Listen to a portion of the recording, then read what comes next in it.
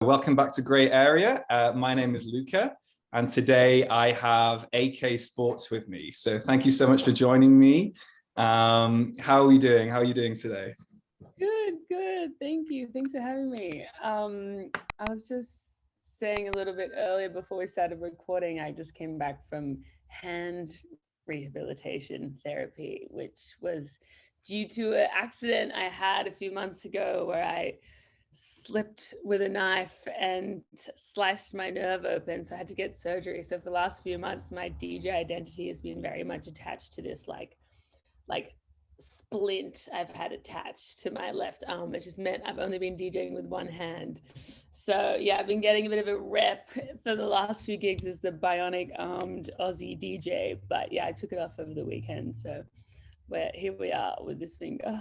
this is Glad to see improvements are being made. I mean, it's pretty impressive that you managed to DJ at all with that. I mean, I struggle with two hands, so one hand I can't even imagine. Look, I was asked like, is it possible? And I think it's kind of like driving a car.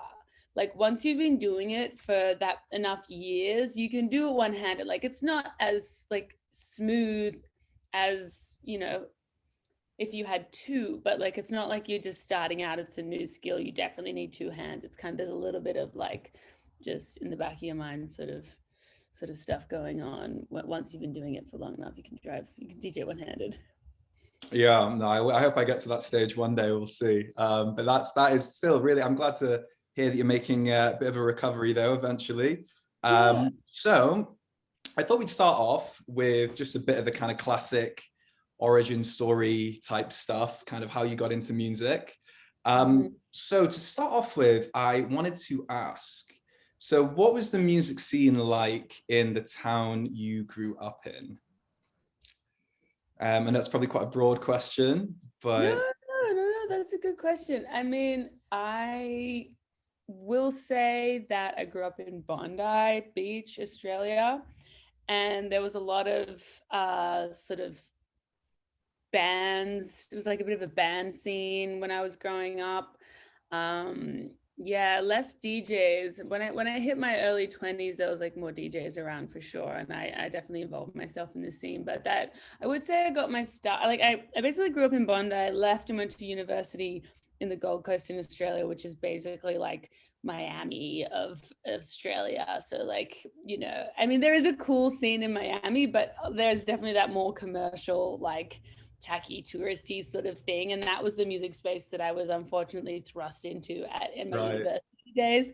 But after that, I managed to get back into the Bondi scene, which was like, kind of like beachy bands and like cool DJs, and lots of like creatives live down in Bondi and like artists. So I very quickly actually got into this. That's how I got my start in the music industry, because I wanted to chat to the hot band guys. So I decided to become like a promoter. So I just went up to this cool bar and asked them like, who books the bands? And the owner said, I do. And I said, like, can I give it a go? So I started booking nights there with the sexy musicians I wanted to hook up with, and that's sort of what thrust me into the industry.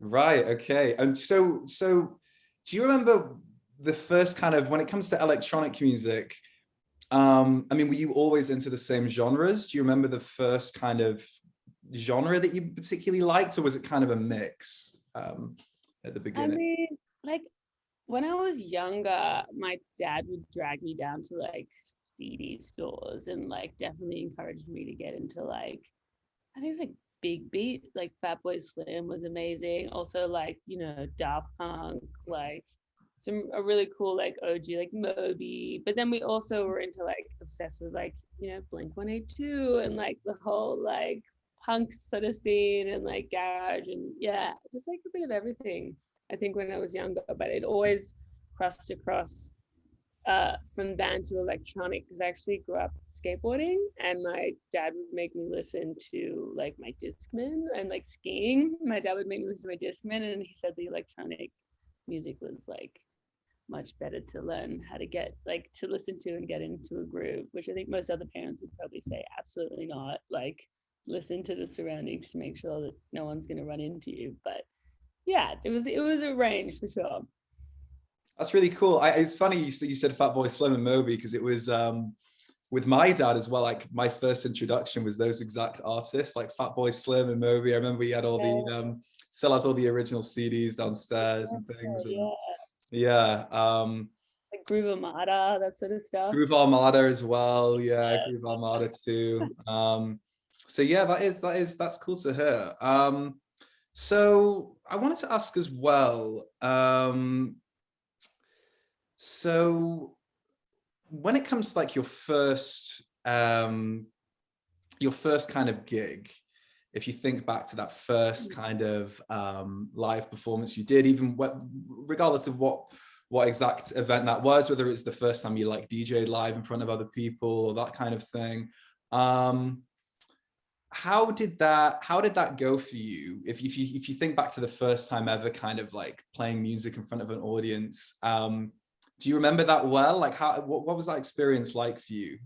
I was relatively lucky because I was basically, as I said, I started out in Bondi throwing events. I moved into some bigger scale events, like booking nights through a company. And in Australia, unless you're an artist, like the money's pretty bad. You're kind of just taking the dregs, you know what I mean? So would complain to my bosses about getting a pay rise, and they're like, well, we can't give you any more money, but you can teach yourself how to DJ and then DJ at your own events and get paid by the venue to DJ. And I was like, genius. So I would hang back at the office after work and like set the decks up myself and like practice. And then I started playing, but like I had a little bit of a safety net because I decided to play with a friend of mine. So we were like a duo, you know, and it was just like sort of opening sets earlier on in the night. But if I didn't feel like I could get a mix in time, I would just panic and be like, you do this one.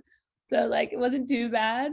But then at the same time, I was like, because I was already in the industry, I was thrust into some pretty cool gigs relatively quickly. So there was one time I remember driving to a club for like a solo like headline gig or closing for someone. I can't remember. And I was just so panicked about like my abilities. Like the taste was there, but my abilities were a little, you know, I felt like it was a little bit too, you know, premature to be playing. Or maybe it wasn't. I don't know.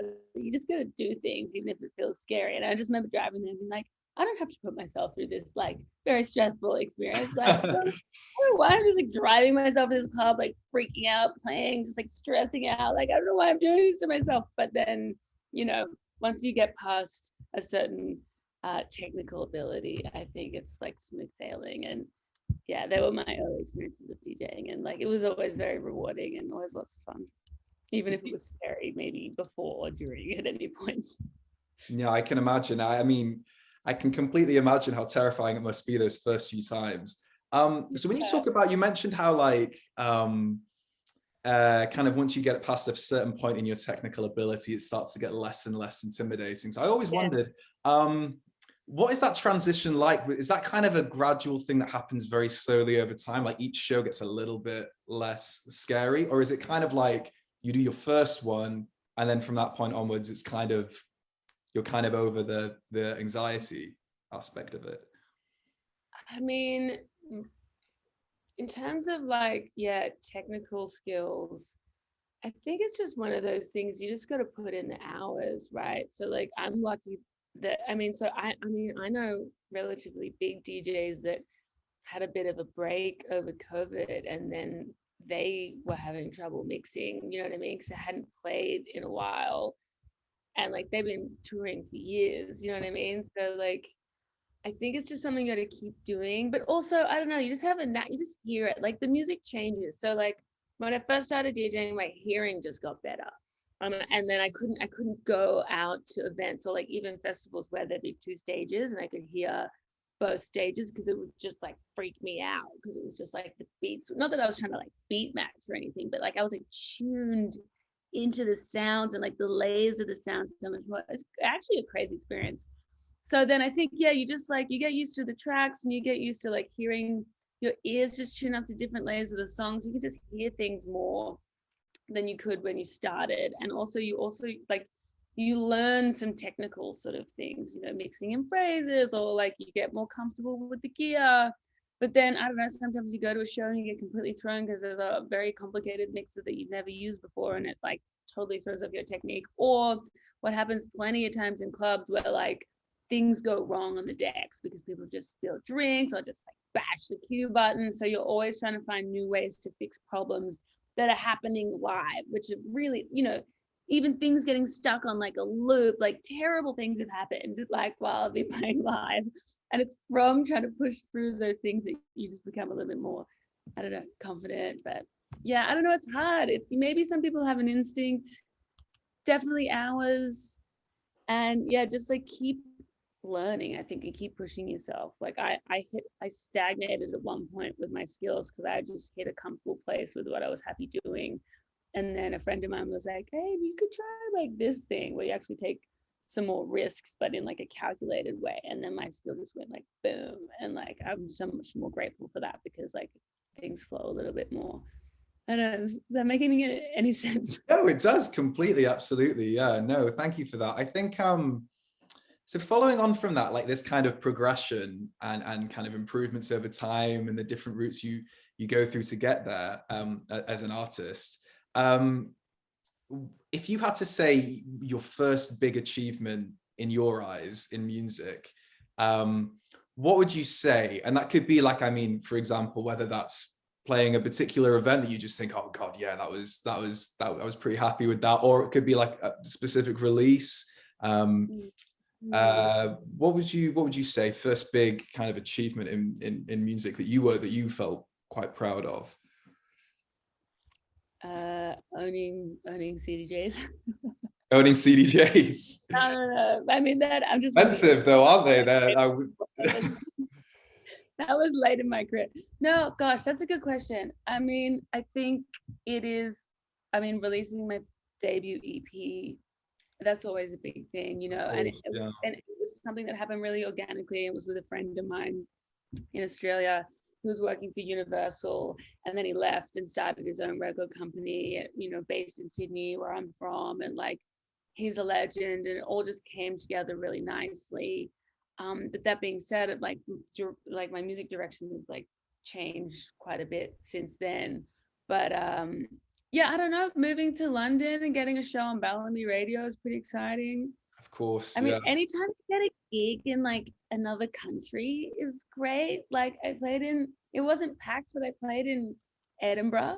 Oh, I love Edinburgh. Yeah, of course. Yeah, I was like, I have made it. But like, I'm pretty sure we closed the club early because I wasn't even that busy. But I don't know. Yeah, that's a good question. There's small things. There's always quite a few different things though. It sounds like that is really cool though. You mentioned your radio show actually was something I wanted to ask you about too. Love the show, and I wanted to ask because this is something that I wonder quite a bit now. So that I wonder about quite a bit. So what do you think is the unique appeal of radio for music listeners these days in a world where, you know, streaming, things like Spotify are becoming so dominant? I mean, they already are very dominant. What do you think is the unique appeal of radio for music listeners? You know, what do you think makes people tune in general to all sorts of shows?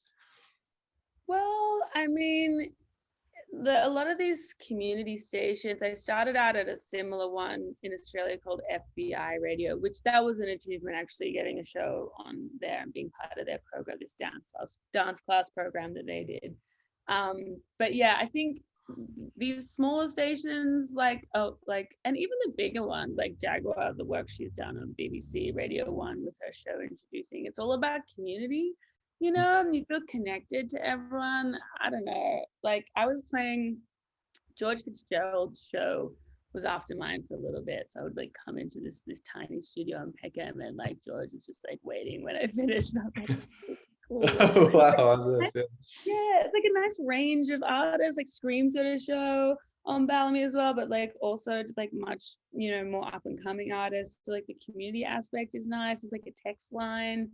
But like a lot of the time it provides a platforms for DJs like George as well, who has a very specific thing he's doing, to just like the music that he played when he came in was just like completely different, just like very crate diggy stuff that he's just like interested in the minute. And like there's less pressure. Like for me, I really found my community in Bellamy because I was playing a certain type of like, I don't know, like Jack and House kind of like breaksy stuff, whatever. But like I always wanted to play like crazy breaks and like heavy techno and just go a bit psycho.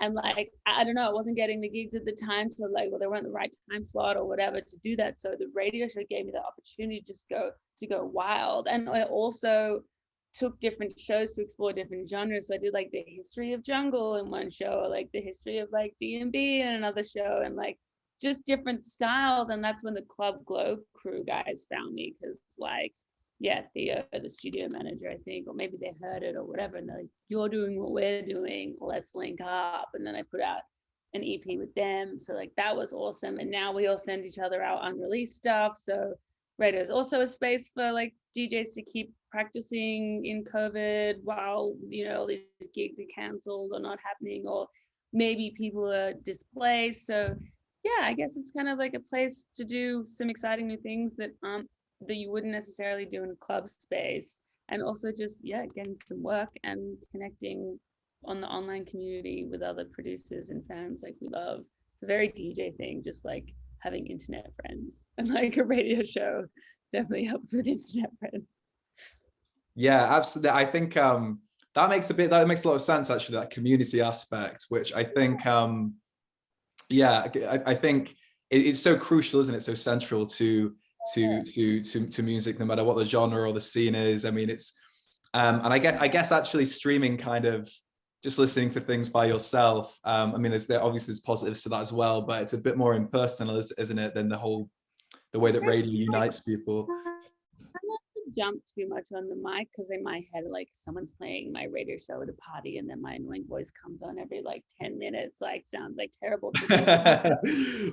But like Breaker's show on like, I think Represent or whatever, he's always like jumping in, like talking about the tracks. And whenever I listen to his show, it's like every time he speaks, I like feel like I'm there with him and I'm like pumped to hear what he's got to say, you know. And it's like, yeah, I guess you feel more connected rather than like Spotify algorithm. Yeah, of course. Yeah. Yeah. So another thing I wanted to ask you about. So one thing I particularly love is so your track Houdini, but also the video that goes along with it is so cool. One of the coolest music videos I've seen in so long. And just gels with the music so well. I remember seeing it for the first time, and I think it was over lockdown. I think it was over lockdown that the video dropped. One of the lockdowns, anyway. I wanted to ask you though. So you don't. So the thing about dance tracks is with dance tracks, you don't tend to get a lot of music videos to go along with dance tracks, and I've always thought that's a bit of a shame. Why? First of all, why do you think that is? And also, do you think that that is an untapped sphere of kind of potential, really, in the industry? Definitely. So for my debut EP, I was like, I want a video for every single track.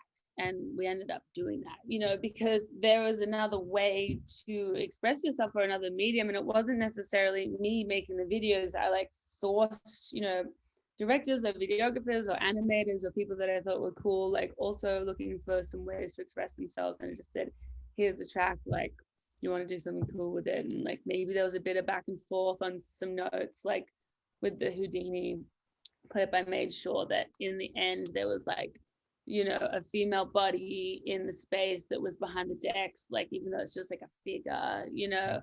Yeah. And just like small things. And but yeah, I think that's definitely an untapped market. I think my initial reaction when I put out my first single, actually, I wanted to do a video, but I was advised that it wasn't cool to do a video. So I was like, okay, yeah.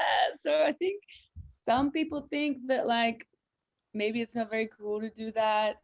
But I actually think I agree with you there on your point. Like, it's just an untapped market. Like, let's go crazy. And like, I particularly like to work with, you know, female, trans, and non-binary artists. So I'm trying to find those people in any other way, shape, or form that I can like connect with them to help me, like, you know, express myself and themselves. So like, yeah, there's different formats that we can do that. I mean, like Club Glow, Rave Tape had no videos, but someone sent in to the guys like a uni project sort of that he did, asking if he could do like a visualizer, which I thought was really cool. So I haven't put that up yet, but like there's that. But yeah, I mean, that visualizers are all the rage right now. There's Yeah, that at the very least. Like, you go to YouTube and there'll be some sort of moving thing, which I also think is great. I And then like you can those as well. play it. Yeah.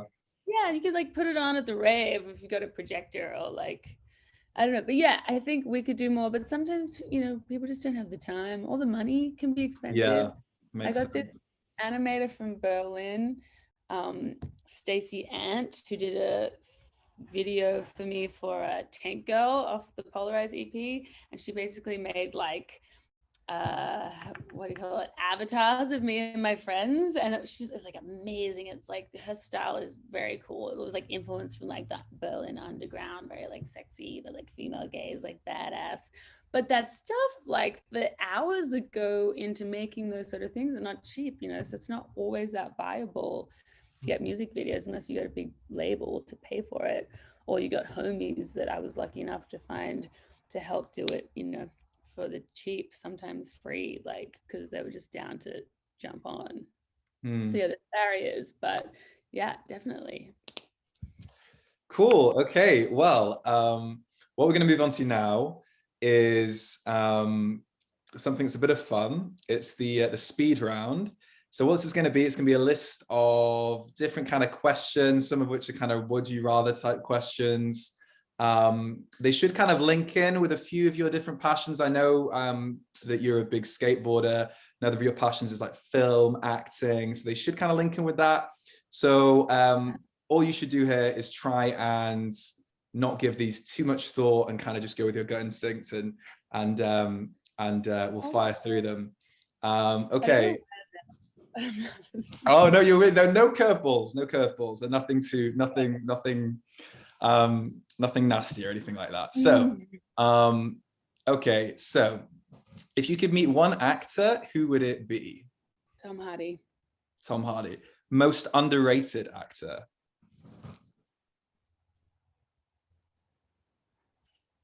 That's a hard one, I know. It's a bit hard. That's hard to put on the spot, actually. Now that yeah. I could tell you overrated. No, I'm gonna have to skip on that one. That's very difficult. I'll skip that one. Most overrated film?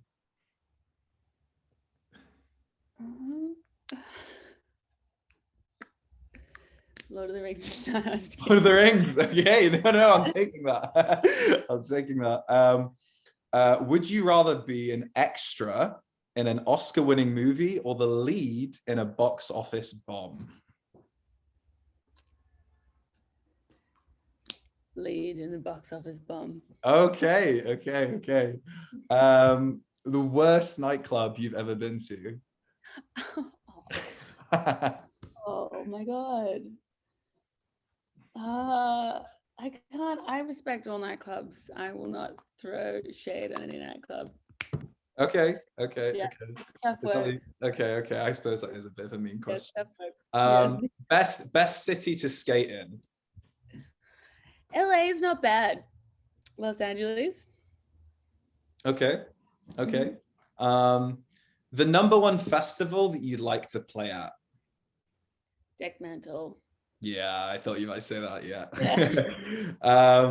Okay, if you could only listen to one producer or DJ for a full year, who would it be? A special request. Oh yeah. Okay. Analog or digital? Both. Would you rather only be able to whisper or only be able to shout? Whisper, because it's kind of sexy these days with that whole ASMR thing, Yeah, no, I get that. Okay. And the last one. Would you rather be in jail for 5 years or be in a coma for a decade? Jail for 5 years, yo. I could do some self-work, I could work out, I could write a book, I could. No, I get that, actually. I get that. Yeah. Glorifying gangs. We're not glorifying gangs. But yeah, you can do self-work in jail. That's true. Yeah, you can do the self-work. Wake up and you're like older. You know, that sounds terrible. Yeah, that would be a bit disorientating, wouldn't it, actually? Come to Yeah. think You're of it, basically yeah. saying, do you want to die for 10 years or do you want to be alive for 5 and get fed and have a bed and maybe get shanked? When you put it that way, actually, because I originally would have said coma, and now you're making me change my mind. I'd be on the I mean, fence. it depends what prison though. Let's be real. Yeah, true. Actually, it definitely depends on the You prison. could die in the prison in 5 years, like literally die. Yeah, you could die in well under 5 years. Yeah, Yeah, definitely done. 100%. Yeah. Right. Well, it's been fantastic chatting with you. Thank you again for taking the time to speak to me today. And yeah, wish you all the best for the rest of the year. Definitely. Thanks. Appreciate that. Thanks for having me. I just put out a couple tracks if you want to have a listen too. We've got Cops in the Club is a track that is put out on Justin Jay's record label Fantastic Voyage. I wrote it after a warehouse party that I was at got raided, and it was terrifying. And I sort of like, it's a bit tongue-in-cheek, kind of fun, like vocals, it's my own vocals. I put on like a European accent to like, you know, put on to like express kind of like a universal voice to sort of connect the experience to like all around the world, because it's, you know, it's a thing that can happen everywhere. That's really fun. And a remix for an Australian artist called End in Tears. The track's crazy, and I remixed that, and that's coming out in a couple of days, so check it out. Couple of days time, right? There you go. Yeah. Okay. Yeah. Got exciting. Yeah.